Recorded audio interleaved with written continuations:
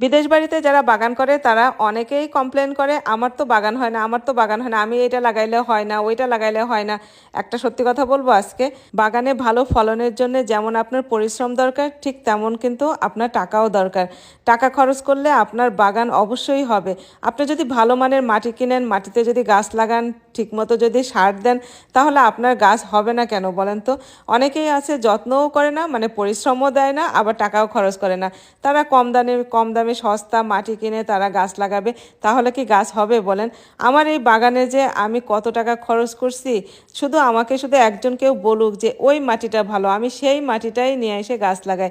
আপনারা যখন শুরুতে আমি বাগান করা শুরু করছি, অনেকেই জানেন, অনেকেই আমাকে আইডিয়া দিয়েছেন কোন মাটিটা ভালো, কোন মাটিতে গাছ ভালো হয়। অনেকে আছে পানির বিল বেশি আসবে দেখে পানিও দিতে চান না ঠিক মতো, তাহলে গাছ হবে কিভাবে বলেন? গাছের ফলন খাওয়ার আগে গাছের পরিচর্যা করতে হবে, গাছকে ভালোবাসতে হবে, গাছের প্রতি মায়া থাকতে হবে।